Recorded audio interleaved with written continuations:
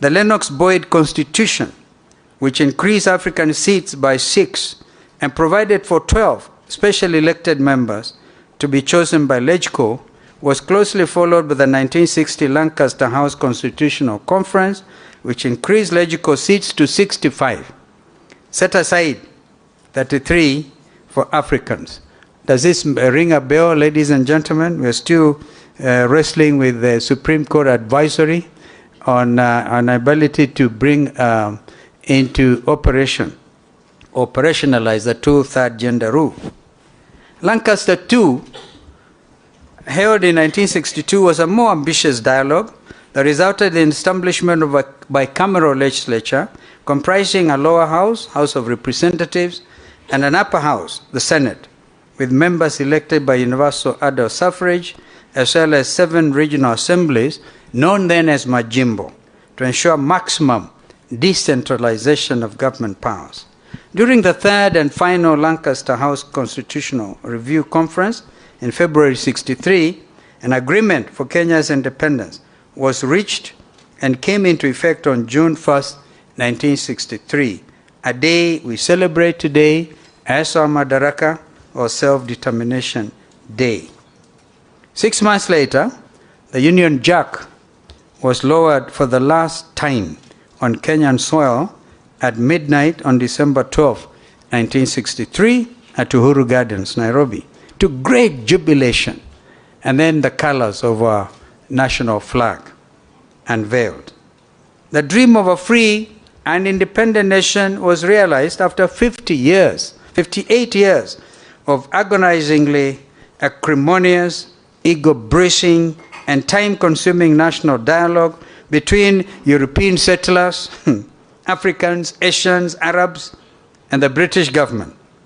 From the scramble for Africa, which ironically took place in your wonderful country again, Berlin, a conference of 1895, the young protectorate evolved into a colony, and finally, an independent republic led by Africans.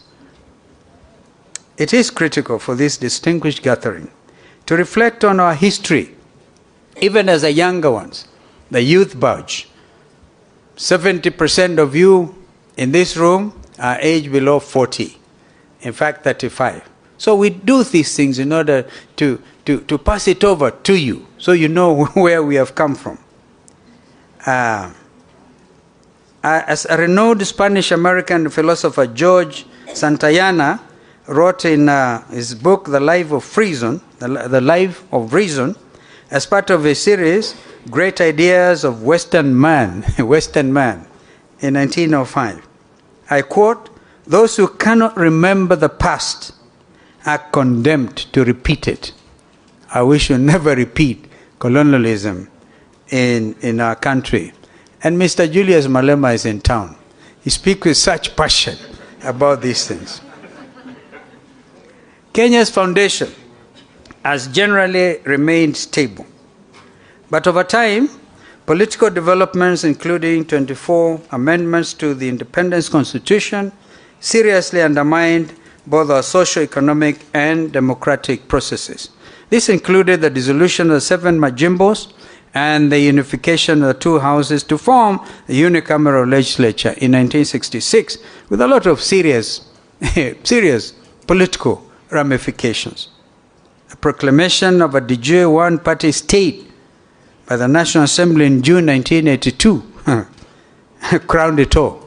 Autocratic rule, ethnic favoritism, and ethnic violence, particularly in the provinces of Nairobi, Coast, and the Rift Valley, and pervasive, indeed, systematic corruption.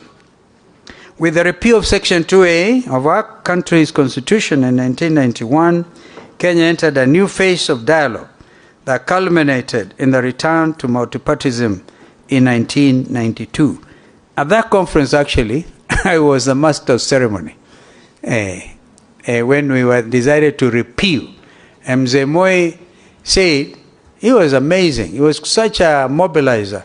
He got all of us to say, we don't want any amendment, anything. And then he himself stood up and said, we must accept it. 6 years later, in November 1997, The minimum reforms package through the Interparliamentary Group, famously known as IPPG, carried out parliamentary reforms that included amending Public Order Act, Cap 56, to facilitate freedom of assembly, amending Section 33 of the Constitution so that the nomination of members of Parliament was based on party strength and including the opposition's voice in the electoral body's makeup, the IEBC. This had hitherto been the president's exclusive prerogative.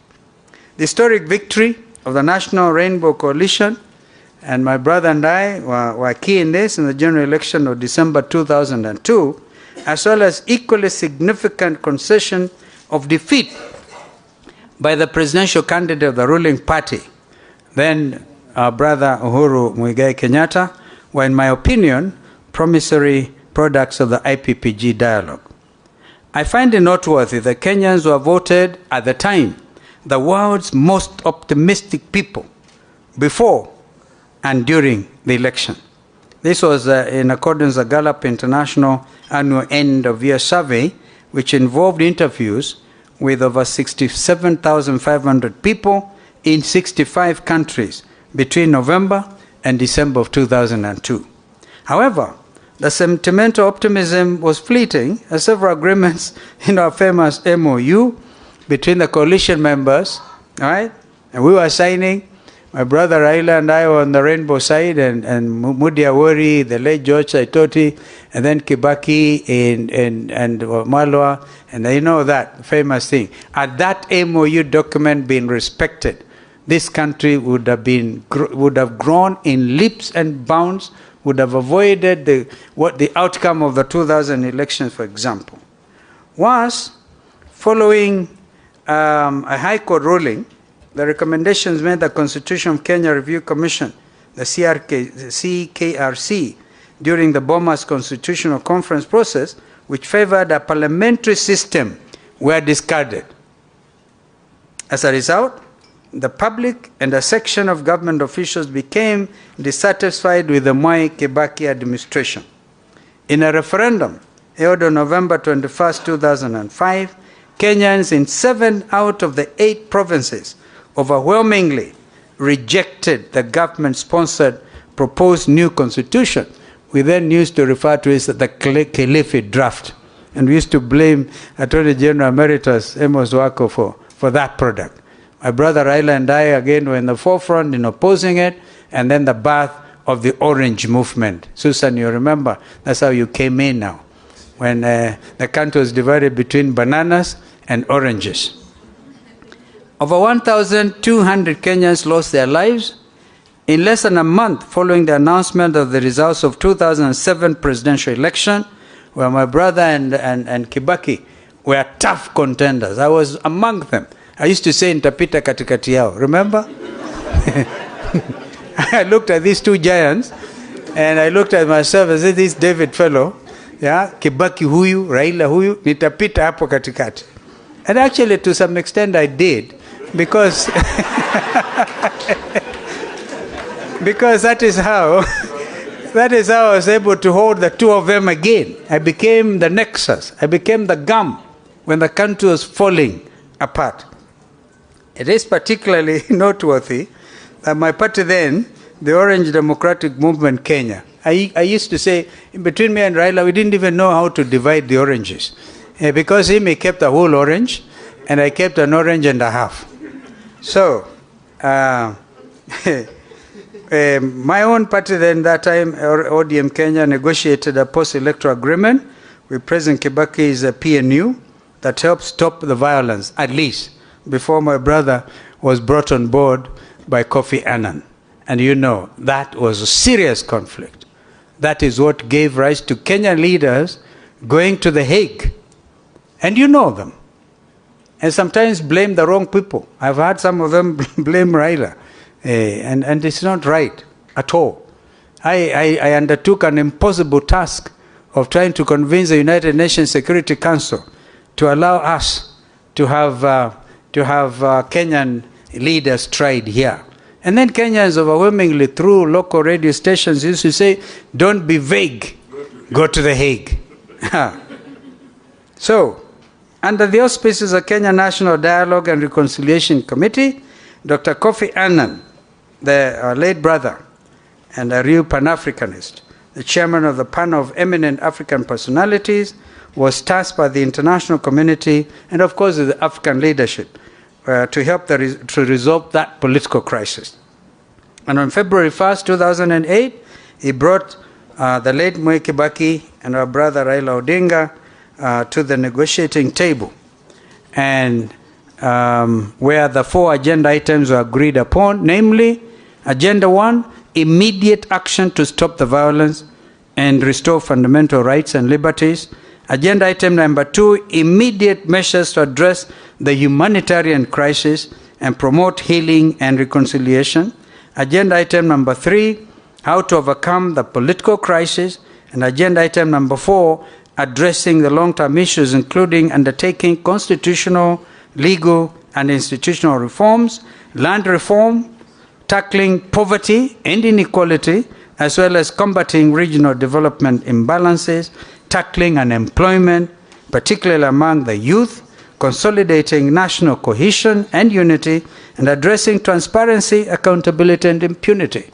That was a major agenda, and it was, to a large extent, achieved, except for agenda item number 4. And I must move faster. Agendas 1, 2, and 3 were faithfully carried out. And on February 28, 2008, President Kibaki and Right Honorable Odinga signed the agreement on the principles of partnership of the coalition government. In part, the preamble affirmed, I quote, there must be real power sharing to move the country forward and begin the healing and the reconciliation process. With this agreement, we are stepping forward together as political leaders to overcome the current crisis and set the country on a new path. This agreement is designed to create an environment conducive to such a partnership and to build mutual trust and confidence. We have agreed to enact the National Accord and Reconciliation Act, end of the quote, signed by the 2 leaders. Following the passage of the Kenya Constitution Review Act 2008, Kenya Constitution Amendment Act 2008 by Parliament, the process of drafting a new constitution, detailed in Agenda 4, began. 2 years later, and through a people-driven national dialogue, the Constitution of Kenya 2010 was finally promulgated to widespread acclaim at home, regionally, and internationally.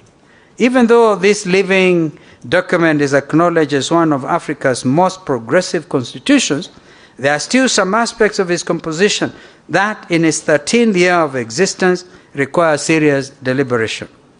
We in the Azimio la Umoja One Kenya coalition hold the view that we cannot transform our beloved nation if we do not fundamentally address those Agenda 4 issues of 2008 and those concerns that we have outlined in the National Dialogue Committee, which have christened NADCO, and which I'm happily, as fate would have it, a co-chair. Our top priority, which was to address a cost of living, is demonstrated by the growing gaps in poverty and inequality brought about by harsh and burdensome taxes that take money out of people's pockets rather than putting it therein. And Susan, you're in the business trying to get people to put their money in their pockets. You haven't quite succeeded. Because this is where the issue is. Kenyans are crying, heavy burden of taxation. I have never seen a nation anywhere in the world which can develop on the basis of overtaxing its citizens, particularly during such economic reality. And if anybody has one example in the world, we talked of the Marshall Plan and others, where you overtax your citizen in order to get out of depression, I will be happily able to listen to you. Despite the conflicting explanations, the primary causes of economic slow growth, indeed depression, are not solely attributable to global events, but rather economic mismanagement and endemic corruption. The last three presidential election results are strongly disputed, indicating that we have not addressed transparency, accountability, and impunity, particularly regarding our electoral management process. That is why we in Azimio la Umoja One Kenya Alliance Coalition insisted upon not only audit of 2022 general election, but a reconstitution of the Independent Electoral Boundaries Commission.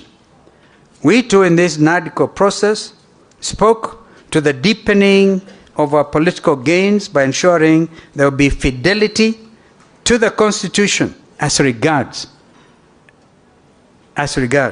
interference with political parties.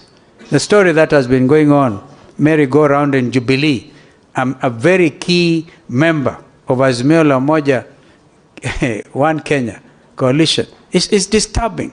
We have had to call a spade a spade. In these talks, we are not sparing any situation. And we are saying it is improper to disorganize Jubilee. Because by disorganizing Jubilee, you are trying to disorganize Azimio. And by implication, paying lip service to multi-party democracy. And this is our view. Our agenda items at the bipartisan talks at Bomas of Kenya also included addressing the imbalance of public office appointments that were biased towards specific communities and poorly represented the aspirations of two-gender rule. This, we strongly argued, continued to undermine the ideals of national cohesion and unity. I would want, for example, a very honest conversation about the recently concluded recruitment at the Kenya Defense Forces. Mukwanja and the rest of you in Parliament, please, if you want to heal this country, and I heard the President yesterday say 80% of recruitment to KDF now will be from National Youth Service, but before we get there, we want the statistics, ethnic balance. By the way, it's a matter in the Constitution. We want to know, of the 42, 43 communities, what percentage did the people in Embu in Manyata get? And you will be amazed. And when I go to the conflict in Rwanda after the genocide, in fact, the problem in Rwanda and Burundi is basically this. 84% of the population are Hutus in both countries, and 14% are Tutsis in both countries. At some stage, the whole leadership of Burundi, from the president to deputy speaker, were eliminated because they went through a hugely successful election, where if it is the majority must have their way and the minority have their say, that happened. But people were hurting. And what happened? Killings. So, in my view, if you disturb the army, if you do not have a professional military in Kenya or anywhere in the region, ladies and gentlemen, you do not have a country. Please, you can take that one to the bank, even if it is a hustler bank. You cannot disturb if you, and the reason our military men and women have done very well in terms of peacekeeping everywhere, right, is because we have had a professional army. But if we have a tribalized army, and I still insist, I want you guys, if the parliament, I'm told, when you people in Kenya Kwanza went to State House and complained to President Ruto that hamwezi kwenda nyumbani, wananchi wanapigia kelele because of taxation, he looked at you and told you, but you are the ones in parliament. Nyinyi ndio mmepitisha the Finance Act. So you now have to play your role. If you're going to do oversighting of this government, and I like the young parliamentarians, actually went in at 30, and I remained there. Yes, I think I should have been a member. Now I'll do the mentoring that our wonderful Mheshimiwa was talking about. I must conclude, ladies and gentlemen, before I invite our brother to come and make his remarks and close this consultative session. You know, we went to Bomas because Kenyans lost their lives. Kenyans, some of them wearing sufurias. Right? Let's not forget. Let's not forget we buried nearly 70 people. Let's not forget a lot of them had their households and everything they owned destroyed. And even as recent as 2 weeks ago, 25,000 people in Mavoko had what they call their homes destroyed. And we hear you friends in Kenya Kwanza telling us affordable housing. What the fellows have put together what they could afford, and you destroy it, and you are telling them affordable housing? So, ladies and gentlemen, we cannot hope to transform our nation, indeed any nation, without meaningful dialogue, and that is built on mutual trust and confidence. Nonetheless, I've observed that during our 73 days, we've already done 73 days of the national dialogue, goodwill has occurred, and both sides have learned to respect one another's points of view. Therefore, I must congratulate my friend, my co-chair, Kimani Ichung'wah. When he came in, I told Kimani, I looked at him, I said, listen, you are young, I think you're very young, and the future is ahead of you. Me, I can go back to Sekuru, right, and forget about you guys. But if you don't succeed at these talks, history will judge you badly. And we must therefore confront the truth, and nothing but the truth. Our forefathers, the likes of Mzee Jomo Kenyatta and Jaramogi Oginga Odinga, were able to negotiate and compromise even with the British colonialists. When Mzee Jaramogi Oginga Odinga said, without Jomo Kenyatta there will be no freedom. Now, we should emulate them. 26 years ago, the late President Daniel Arap Moi's ruling party, KANU, by the way, KANU was organizing secretary for 12 good years. I was elected national organizing secretary the same day with the late Moses Mundamba Mudavadi, Wycliffe's father. So you can see if Mudavadi is beginning to look old. I started it with his late father. That is the beauty when you are young, you see it all. And I therefore can pass this information, this wisdom, sometimes lack of it, depending on how you look at it, to the younger leaders. Mzee Moi then was able to accommodate dialogue.